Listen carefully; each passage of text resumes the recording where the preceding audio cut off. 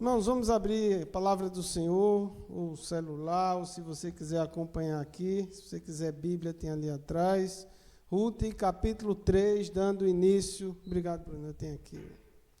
Ruth, capítulo 3, nós vamos ler esse capítulo, eu queria que você acompanhasse essa leitura. Continuando a nossa série no livro de Ruth, uma aventura muito especial, onde a gente vê que nem tudo está perdido, nada está perdido nas mãos do Senhor. Ruth, capítulo 3, acompanha essa leitura, diz assim a palavra santa do Senhor. Certo dia, Noemi, sua sogra, lhe disse: minha filha, tenho que procurar um lar seguro para a sua felicidade. Boaz, aquele com cujas servas você esteve, é nosso parente próximo. Esta noite ele estará limpando cevada na eira. Lave-se, perfume-se, vista sua melhor roupa e desça para a eira, mas não deixe que ele perceba você até que tenha comido e bebido.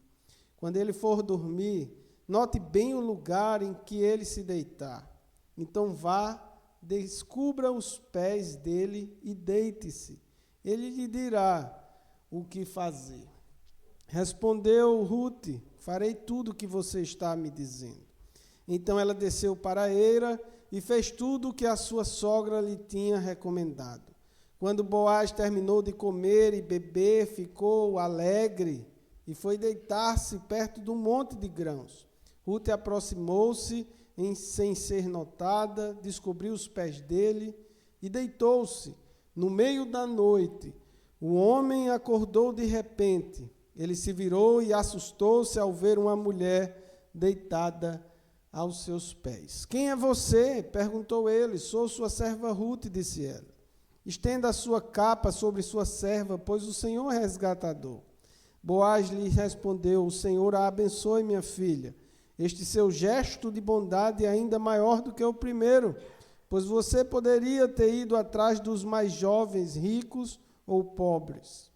Agora, minha filha, não tenha medo, farei por você tudo o que me pedir. Todos os meus concidadãos sabem que você é mulher virtuosa. É verdade que sou resgatador, mas há um outro que é parente mais próximo do que eu. Passe a noite aqui. De manhã veremos. Se ele quiser resgatá-la, muito bem, que resgate. Se não quiser, juro pelo nome do Senhor que eu a resgatarei. Deite-se aqui até de manhã. Ela ficou deitada aos pés dele até de manhã, mas levantou-se antes de clarear, a ponto de alguém poder ser reconhecido. Boaz pensou: ninguém deve saber que esta mulher esteve na eira. Por isso disse: traga-me o manto que você está usando e segure-o. Ela o segurou e o homem despejou dele 6 medidas de cevada e o pôs sobre os ombros dela. Depois ele voltou para a cidade. Quando Ruth voltou à sua sogra, esta lhe perguntou: como foi, minha filha? Ruth lhe contou tudo o que Boaz lhe tinha feito. E acrescentou: ele me deu estas 6 medidas de cevada, dizendo: não volte para sua sogra de mãos vazias. Disse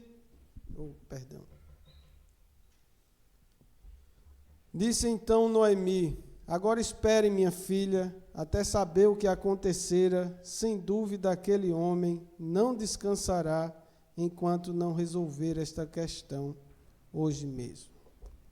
Peça ao Senhor que fale ao seu coração nessa manhã, que Ele abra o nosso entendimento e que possamos ser edificados por sua palavra. Senhor, mais uma vez, diante da tua palavra, pedimos que o Senhor fale conosco, que nesse momento o nosso espírito seja fortalecido pelo Senhor. E, meu Deus, que o teu Santo Espírito esteja à vontade entre nós. Transforma a nossa vida, fala ao nosso coração, renova as nossas forças, o nosso ânimo. Meu Deus, faz o que o Senhor sabe que é melhor para nós. Estamos diante do Senhor e da Tua palavra, queremos ouvir a Tua doce voz e crermos e observarmos a Tua palavra. É a nossa oração em nome de Jesus. Amém. Irmãos, vimos que Ruth e Noemi, duas viúvas, Noemi judia, já Ruth era moabita, elas chegam a Belém com a esperança de encontrarem sustento para suas vidas. Ruth prontamente vai catar espigas em alguma fazenda. Se você está acompanhando essa série, havia uma lei em Deuteronômio, capítulo 24, que diz o seguinte: quando vocês estiverem fazendo a colheita de sua lavoura e deixarem um feixe de trigo para trás, não voltem para apanhá-lo, deixem-no para o estrangeiro, para o órfão e para a viúva, para que o Senhor, o seu Deus, os abençoe em todo o trabalho das suas mãos. Quando sacudirem as azeitonas das suas oliveiras, não voltem para colher o que ficar nos ramos. Deixem o que sobrar para o estrangeiro, para o órfão e para a viúva. E quando colherem as uvas da sua vinha, não passem de novo por ela. Deixem o que sobrar para o estrangeiro, para o órfão e para a viúva. Por propósito divino, Ruth entra justamente na fazenda de Boaz, que era um dos parentes de Elimeleque, o seu sogro, que já havia morrido. E é importante também, para você entender esse livro, saber que havia uma lei. A gente já viu durante esses dias a lei do levirato. O que significa essa lei do levirato? O termo levirato tem uma chavezinha, Fernanda, para rodar. O termo levirato vem do latim levi, que significa cunhado. No texto bíblico, no contexto bíblico e cultural, o levirato refere-se a uma prática legal e social do Antigo Testamento, onde o homem tinha a responsabilidade de se casar com a viúva do seu irmão falecido, caso este não tivesse deixado filhos. A lei do levirato é mencionada em Deuteronômio, capítulo 25. Quando um homem morria sem deixar filhos, o seu irmão ou o parente mais próximo deveria casar-se com a viúva. O primeiro filho desse novo casamento seria considerado descendente do falecido, garantindo a continuidade do nome e da herança. Depois dessas duas informações, eu queria compartilhar com vocês alguns pontos, 3 lições que podemos tirar desse capítulo. Primeira lição é que nós devemos fazer o nosso planejamento com sabedoria, colocando diante de Deus. Veja o que é que diz o verso 1 ao verso 5, diz: certo dia, Noemi, sua sogra, lhe disse: minha filha, tenho que procurar um lar seguro para a sua felicidade. Boaz, aquele com cujas servas você esteve, é nosso parente próximo. Esta noite ele estará limpando cevada na eira. Lave-se e perfume-se, vista sua melhor roupa e desça para a eira. Mas não deixe que ele perceba você até que tenha comido e bebido. Quando ele for dormir, note bem o lugar em que ele se deitar. Então vá, descubra os pés dele e deite-se. Ele lhe dirá o que fazer. Respondeu Ruth: farei tudo o que você está me dizendo. Primeira coisa que precisamos entender é que Ruth não precisava de um marido. Ruth precisava de um lar. E isso é diferente. Como precisamos de sabedoria para construir um lar. E muitos hoje buscam primeiro um marido para depois construir um lar. E isso acontece quando um cristão casa com alguém que não é da mesma fé, buscando primeiro a sua vontade do que a vontade de Deus. Como precisamos planejar com sabedoria? A Bíblia, no livro de Provérbios, diz que o temor a Deus é o princípio da sabedoria. A verdadeira sabedoria não só se baseia apenas no intelecto ou em habilidades humanas, mas na reverência e no temor a Deus. Tiago, ele vai dizer na sua carta: se porém algum de vocês necessita de sabedoria, Peça a Deus, que a todos dá com generosidade e sem reprovações, e ela lhe será concedida. Noemi, ela, ao perceber a bondade de Boaz, a sua posição como parente resgatador, Noemi elabora um plano para garantir o futuro de Ruth e deixar vivo o nome do seu marido e dos seus 2 filhos que haviam morrido. Noemi instrui Ruth a se preparar, a lavar-se, a ungir-se, a vestir-se e buscar Boaz na eira durante a noite. Eira era o local onde os cereais eram secados e eram limpos. Mas percebam, Ruth se cuida. As mulheres precisam se arrumar para seus maridos, se cuide, se arrume para o seu marido. E este plano, ele combina prudência com confiança na lei do resgatador. Final da colheita, os homens dormiam perto para proteger a colheita.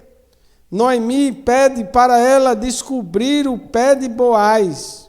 Esse ato significa que Ruth estava pedindo proteção, que Ruth estava precisando de um resgatador, que ela estava precisando de um lar. Em outras palavras, Ruth está dizendo: quer casar comigo? Que pedido de casamento! Assim como Noemi, nós somos chamados a planejar as nossas ações com sabedoria, mas sempre confiando na providência de Deus. Planejar não é falta de fé, mas é uma demonstração de responsabilidade diante das oportunidades que Deus nos dá. Lembram da origem dos moabitas? Ló, com suas 2 filhas, vão morar numa caverna depois que Sodoma é destruído. A sua esposa vira uma estátua de sal, porque olha para trás. As 2 filhas na caverna, junto com seu pai. A mais velha tem uma ideia e diz: olha, nós não temos homens para casar conosco, para nos dar descendência. Vamos embebedar o nosso pai, vamos coabitar com ele. E aí a mais velha tem um filho chamado Moabe, e daí vem a origem dos moabitas.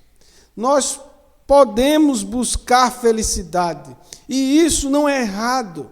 Errado é buscar felicidade nas coisas desse mundo a qualquer custo.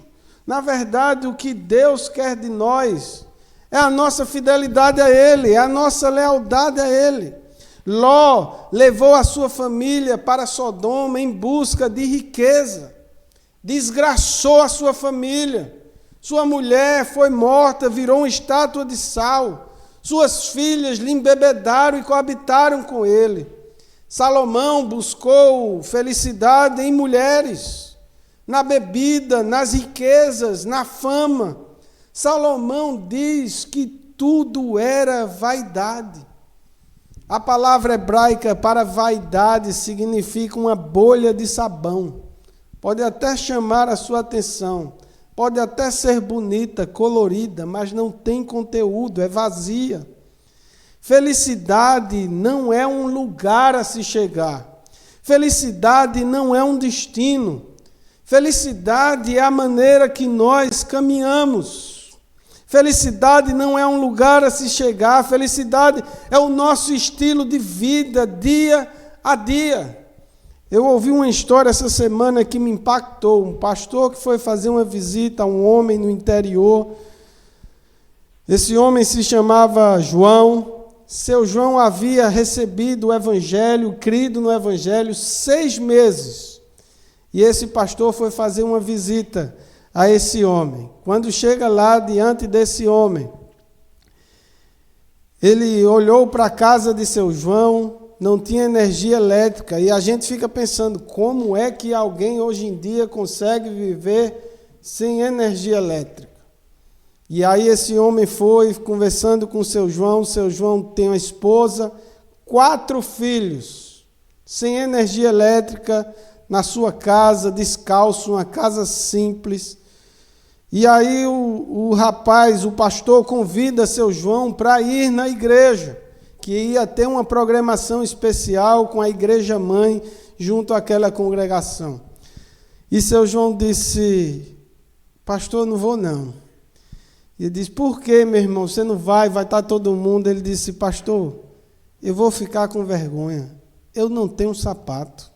Eu vou para a igreja todos os domingos, mas eu vou descalço e vai estar o povo da cidade grande lá.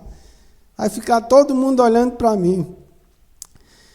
E o pastor disse que comprou um sapato aqui da marca Wilson, em Nova York, por $180, e ele veio comprar esse sapato e tinha aquele sapato, estava usando pela segunda vez. E Deus disse para ele, dá o teu sapato. Ele disse, dou nada. Esse sapato não vende aqui, dá o teu sapato. E aí o pastor ainda pensou assim, eu vou perguntar o número, ele vai dizer um número diferente e não vai dar para ele. E aí ele dizendo, Deus falou no meu coração, é o teu número, tem que dar. E ele deu, e o pastor disse que não fez mais que obrigação. Mas seu João, ele disse, esse pastor, ele fez uma pergunta para seu João, e é a pergunta que eu quero fazer para o seu coração nessa manhã. Espero que você reflita e que você responda para você mesmo com sinceridade. Seu João, você é feliz? Eu queria que você respondesse isso. Você é feliz? Não estou perguntando se você, nesse momento, está feliz. Se aconteceu algo em sua vida bom e você está com felicidade agora. Estou perguntando se você é realmente feliz. Porque seu João respondeu o seguinte, pastor, há 6 meses atrás nós conhecemos o Evangelho. Eu e a minha família somos as pessoas mais felizes desse mundo. E Jesus entrou na nossa vida. E isso fez toda a diferença. Ele disse, pastor, nunca comi uma pizza. Nunca comi uma pizza. Mas eu provei do pão da vida. Eu não tenho água gelada para oferecer. Mas eu tenho a água da vida. Eu posso não ter sapato. Mas eu vou andar nas ruas de ouro. Você é feliz, você pode abrir os seus lábios e dizer, eu tenho um Cristo, eu tenho tudo que eu preciso. Planeje com sabedoria. Em segundo lugar, ação com integridade e coragem. Veja o que é que a Bíblia diz a partir do verso 6. Então ela desceu para a eira, fez tudo o que a sua sogra lhe tinha recomendado. Quando Boaz terminou de comer e beber, ficou alegre e foi deitar-se perto do monte de grãos. Rute aproximou-se sem ser notada, descobriu os pés dele e deitou-se. No meio da noite, o homem acordou de repente, ele se virou e assustou-se ao ver uma mulher deitada a seus pés. Quem é você? Perguntou ele. Sou sua serva Rute, disse ela. Estenda a sua capa sobre a sua serva, pois o Senhor é resgatador. Boaz lhe respondeu, o Senhor a abençoe, minha filha. Este seu gesto de bondade é ainda maior do que o primeiro, pois você poderia ter ido atrás dos mais jovens, ricos ou pobres.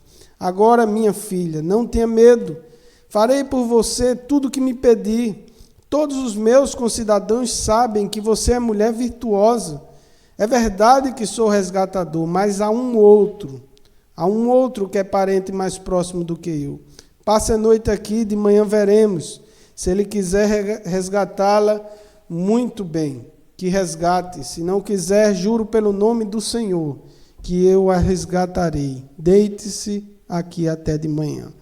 O verso 7 diz, quando Boaz terminou de comer e beber, ficou alegre e deitou-se perto do monte de grãos. Ficou alegre, é que ele ficou meio para cima, estava bebendo, estava se alegrando e foi ficar perto da colheita. Isso era comum nesse período de colheita. Boaz bebeu, estava alegre, foi deitar-se perto do monte de grãos. Sabe quando você termina aquele trabalho, está cansado, chega em casa, relaxa, deita a cabeça no travesseiro e diz assim, missão cumprida, agradece a Deus, agora eu vou relaxar. Boaz faz isso, mas quando percebe algo sobre os seus pés, ele prontamente acorda assustado e pergunta: quem está aí? Podia ser alguém querendo roubar o seu cereal. Ruth responde: é a tua serva, casa comigo. Eu preciso de proteção. Irmãos, percebam que Ruth, obedecendo a Noemi, aproxima-se de Boaz com coragem, com integridade, pedindo que ele cumpra o seu papel como resgatador. A palavra hebraica para resgatador é goel. Em outras palavras, Ruth está falando para Boaz: seja o meu goel, seja o meu resgatador, seja aquela pessoa que me redime, que me protege. Em Israel, quando alguém se perdia em dívida, o goel, o resgatador, era o parente mais próximo que assumia a dívida da pessoa. Ele resgataria o que havia se perdido. E isso acontecia para que as pessoas tivessem consciência de que todas as coisas vêm das mãos do Senhor. Tinha que ser um parente de sangue, tinha que ter condições e também tinha que estar interessado em fazê-lo. O resgatador tinha que comprar as terras de volta do falecido, que no caso aqui era de Elimeleque. Tinha que casar com Ruth para lhe dar filhos e suscitar a descendência. E não era a sua descendência, era a descendência do falecido. Ruth. É bom notar aqui que Ruth vai aos pés de Boaz. Como a lei dizia, ela não pula no colo dele. Ela age de maneira respeitosa, não age de forma imoral, mas respeita as normas culturais ao deitar-se aos pés de Boaz, como sinal de humildade e como um pedido de proteção. E Boaz responde com honra, destacando a sua virtude e protegendo, ajudá-la e agir conforme a lei do Senhor. Nós devemos agir, irmãos, com coragem, com integridade, mesmo em situações delicadas. Deus honra ações que são conduzidas com pureza de coração e com obediência à sua palavra. Ruth é um exemplo de como agir com valentia, mas sem comprometer os princípios morais. Ruth abraçou o Deus de Israel e estava disposta a agir da maneira que agradasse a Deus. Ruth fez um voto diante do Senhor, como nós vimos, Noemi pedindo para ela voltar para a sua família, para o seu Deus. Ela diz: não me insistas para voltar, não adianta. O seu povo é o seu povo, o seu Deus é o meu Deus. Para onde você for, eu irei, e onde você morrer, ali eu morrerei, e que Deus me puna se isso não acontecer. Ela estava determinada. Ela estava determinada a ter uma vida de imigrante, como eu e você. E abraçou esse Deus, o Deus de Israel. E Boaz diz para Ruth no verso 11: agora, minha filha, não tenha medo. Eu farei por você tudo o que me pedir. Todos os meus concidadãos sabem que você é mulher virtuosa. Vejam, todos sabiam que uma moabita era uma mulher virtuosa. Em Provérbios 31, nós temos o relato da mulher virtuosa. Nós sabemos que a mulher virtuosa é diferente. Ela age, ela trabalha, ela engrandece seu marido, ela cuida do seu marido. A pergunta do rei Lemuel, em Provérbios capítulo 31, é: mulher virtuosa, quem achará? Quem achará uma mulher dessa? Boaz está respondendo aqui: eu achei. A mulher virtuosa vale mais do que qualquer riqueza. A mulher virtuosa, a Bíblia diz que vale mais do que finas joias. Em primeiro lugar, nós precisamos planejar com sabedoria. Em segundo lugar, precisamos agir com integridade e com coragem. E em terceiro lugar, nós precisamos esperar paciência, precisamos da espera com confiança. Verso 14 diz: ela ficou deitada aos pés dele até de manhã, mas levantou-se antes de clarear, a ponto de alguém poder ser reconhecido. Boaz pensou: ninguém deve saber que essa mulher esteve na eira. Por isso disse: traga-me o manto que você está usando e segure-o. Ela o segurou e o homem despejou nele 6 medidas de cevada e o pôs sobre os ombros dela. Depois ele voltou para a cidade. Quando Rute voltou à sua sogra, esta lhe perguntou: como foi, minha filha? Rute lhe contou tudo o que Boaz lhe tinha feito. E acrescentou: ele me deu estas 6 medidas de cevada, dizendo: não volte para sua sogra de mãos vazias. Disse então Noemi: agora espere, minha filha, até saber o que acontecerá. Sem dúvida, aquele homem não descansará enquanto não resolver esta questão hoje mesmo. É importante destacar aqui que Boaz não se aproveita de Rute. Isso é que é ser um homem de verdade. Isso é que é esperar, isso é que é buscar agradar a Deus. Ele não se aproveita. Esperar e fazer o que é certo. Boaz conhecia Deus, Boaz conhecia a lei de Deus. Boaz espera para o casamento. Eu digo para os meus filhos: seja um homem, uma mulher de Deus, se guarde para o seu marido, para a sua esposa, agrade a Deus. Estávamos fazendo culto doméstico essa semana e eu estava dizendo a eles: vocês precisam, a partir de agora, fazer com que a nossa descendência amem e siga a lei do Senhor. Vão ser perfeitos? Não vão ser. Mas busquem agradar a Deus, façam o que é certo, mesmo que as pessoas, que o mundo digam que é coisa de careta. Se guardem, respeitem, honrem a Deus acima de qualquer coisa. O clima, irmãos, estava a favor dele. Ele tinha bebido vinho, estava meio alegre, escuro. Uma mulher ali aos seus pés. Boaz não tinha obrigação nenhuma com Rute. Se você ainda não casou, espere em Deus. A Bíblia diz que do Senhor vem a mulher prudente. Espere, mas se cuide, se trate, se arrume.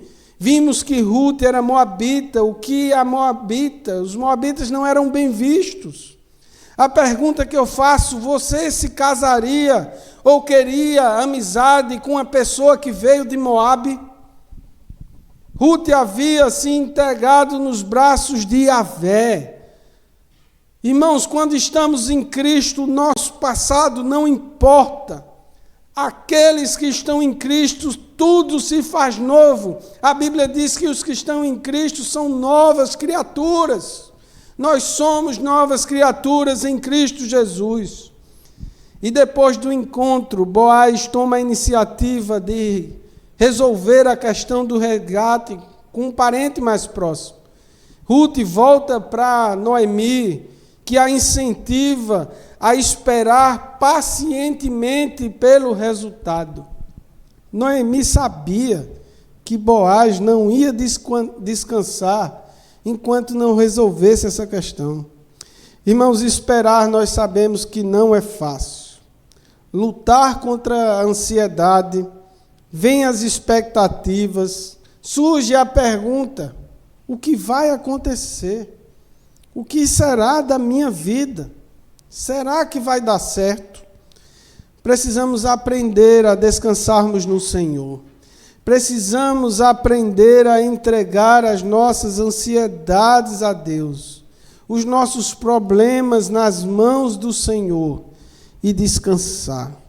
Nós vemos aqui que Noemi foi a cupida de Rute e Boaz. Boaz demonstra uma responsabilidade e generosidade ao enviar grãos para Rute e assegurar que ia resolver aquela questão. E Noemi, como uma boa sogra, orienta a sua nora a descansar, confiando na integridade de Boaz e na providência do Senhor. Após agirmos, irmãos, devemos confiar no tempo de Deus e descansar em sua fidelidade. E essa espera não é uma espera passiva, mas é uma demonstração de confiança na soberania de Deus.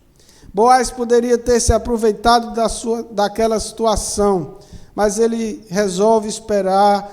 Ruth espera a hora certa, sem pressa, descobre os pés de Boaz. Boaz espera falar com outro resgatador mais próximo e resolver aquela questão, como o apóstolo Paulo fala em 1 Coríntios 13, o amor é paciente. O amor tudo suporta. Eu queria concluir trazendo algumas aplicações para a nossa vida e eu espero que possamos aplicá-la no nosso dia a dia. O papel do Goel, do resgatador, aponta para o caráter do nosso Deus como redentor do seu povo. Boaz, como Goel, é uma figura que simboliza Cristo, aquele que nos redime do pecado, aquele que nos santifica, aquele que resgata a nossa esperança, a nossa herança espiritual e nos acolhe como seu povo, como a sua igreja.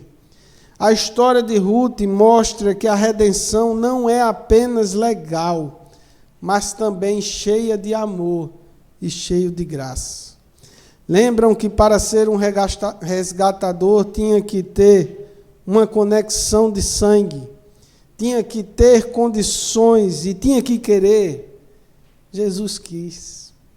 Jesus deu o seu sangue. Jesus era o único que podia cumprir as exigências da lei, as exigências do Pai. Jesus quis morrer na cruz do Calvário em favor do seu povo.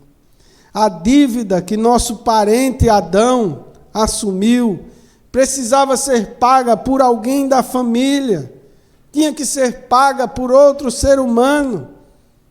Jesus é o nosso Goel, Ele é o nosso resgatador. E Jesus não está preocupado sobre o nosso passado. Se éramos de Moabe, se éramos do Brasil, se éramos da Espanha ou não. Jesus não está preocupado com isso, meu irmão. Você reconhece que você precisa de um libertador, de um resgatador, de alguém que lhe liberte desse mundo. Que alguém que lhe liberte de você mesmo, dos seus desejos. Porque o chamado à vida cristã não é um chamado de consumo, é um chamado para produzir. Jesus disse: eu escolhi vocês, vocês não me escolheram. Eu vos escolhi, vos designei para que você vades e dê frutos. O nosso chamado para ser cristão é um chamado para produzir, para viver, para doar. Nós precisamos morrer para nós mesmos. E percebam que o chamado ao cristianismo, o chamado a uma vida com Jesus, parece uma coisa meio fora de lógica, porque o nosso chamado é para você se arrepender dos seus pecados, se arrepender da vida que você está levando, que você não está agradando a Deus, e ainda é chamado para você morrer. Morra, porque você vai ter uma cruz a carregar. E muitos hoje em busca a Deus, pensando que vai ter a sua vida melhor, que as coisas vão fluir. Não é desse jeito. A Bíblia diz que aqueles que querem ter uma vida piedosa vão sofrer perseguições. Se você está no cristianismo e está buscando uma vida de conforto, uma vida sem lutas, uma vida sem problemas, você está no lugar errado. Porque a Bíblia nos chama a termos uma vida diante de Deus. E vamos passar por aflições. Vamos passar por momentos difíceis. Vamos passar por momentos em que a gente prefere desistir. Vamos passar por momentos até que a gente chega a desejar a morte. Mas nós precisamos ser fiéis a Deus. Precisamos ter fidelidade ao nosso Deus. Você percebe que você precisa de alguém que lhe resgate. Que lhe resgate desse mundo e lhe transporte para o reino do Filho do seu amor. O capítulo 3 de Ruth nos ensina que Deus trabalha por meio da nossa sabedoria, por meio da nossa coragem, da nossa espera, da nossa paciência, a combinação de planejamento, ação e confiança em Deus cria o cenário perfeito para a sua providência. Planeje, haja, mas confie em Deus. Você pode olhar a situação do Brasil, a situação do Canadá, a situação do mundo, a sua situação, a situação da sua família. Deixa eu te dizer uma coisa: nosso resgatador não vai descansar até resolver a nossa questão. Jesus é o nosso Redentor. Ele nos redimiu, e que privilégio termos o nosso Senhor como nosso resgatador. Ele quis pagar o preço, e por isso estamos aqui diante da mesa do Senhor. Eu quero convidar você a abrir a sua Bíblia ou o seu celular em 1 Coríntios.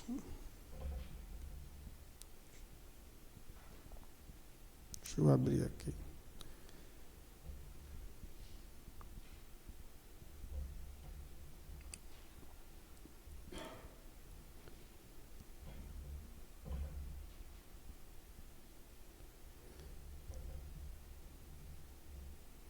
Primeira Coríntios, capítulo 11. Queria que você refletisse a respeito da ceia do Senhor. A partir do verso 23, o apóstolo Paulo diz o seguinte: pois eu recebi do Senhor o que também vos entreguei, que na noite em que o Senhor Jesus foi traído, ele tomou o pão e, tendo dado graças, o partiu e disse: este é o meu corpo, que é dado por vós. Enquanto um estava pensando em traição, Jesus estava pensando em comunhão.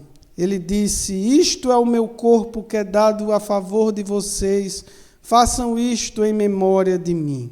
Da mesma forma, depois da ceia, ele tomou o cálice e disse: esse cálice é a nova aliança no meu sangue, faça isto sempre que o beberem em memória de mim.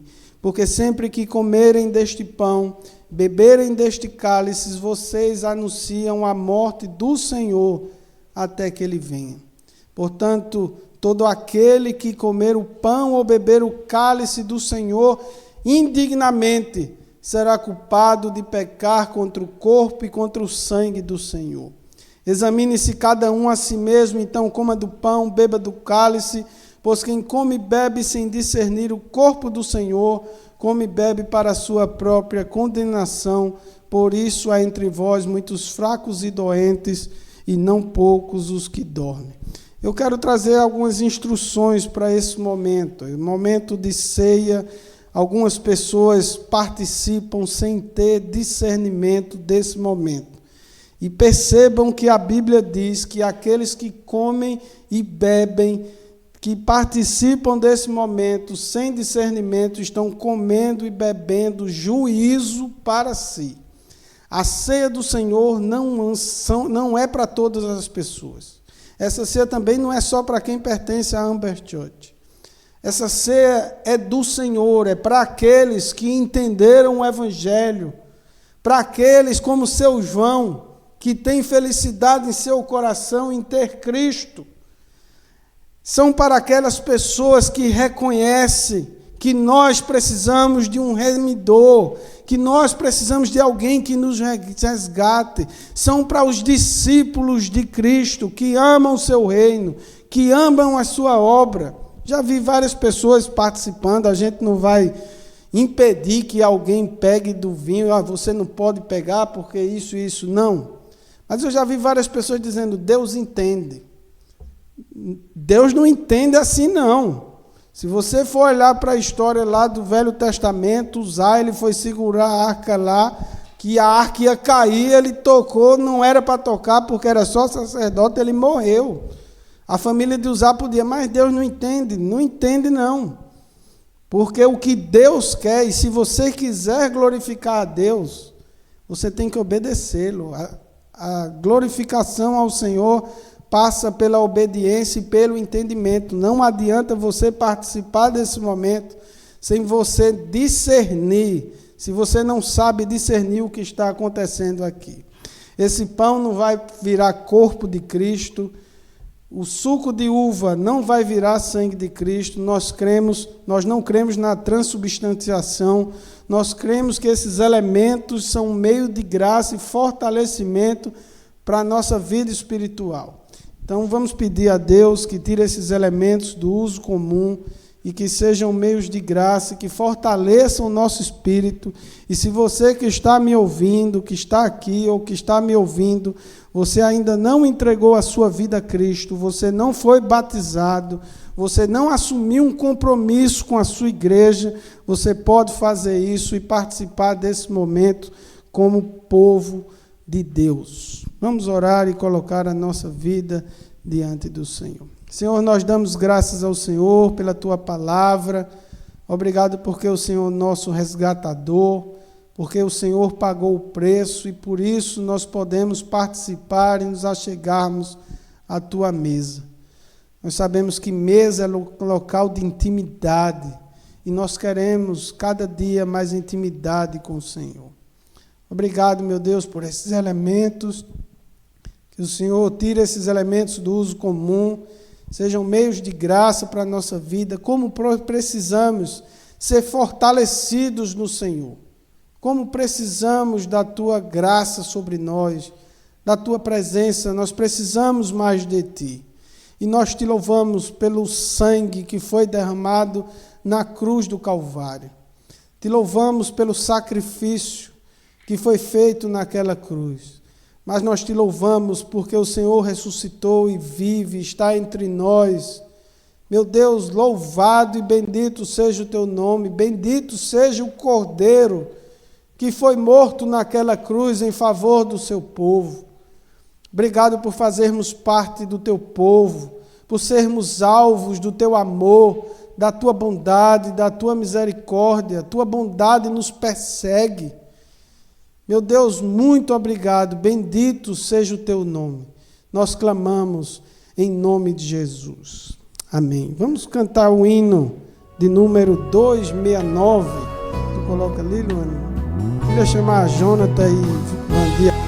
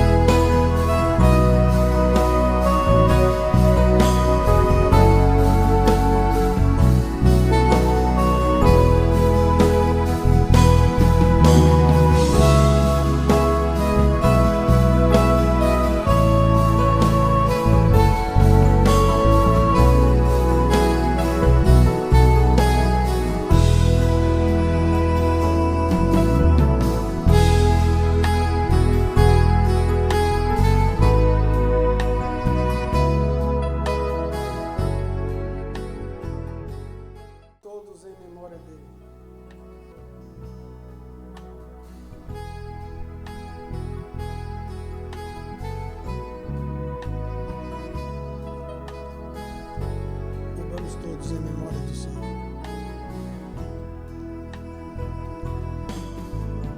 Amém. Receba a bênção, irmãos, que a graça do Senhor Jesus Cristo, o amor de Deus o Pai e as consolações do seu Santo Espírito estejam com todos nós, com todo o povo de Deus espalhado na face da terra, desde agora e para todo sempre. Amém.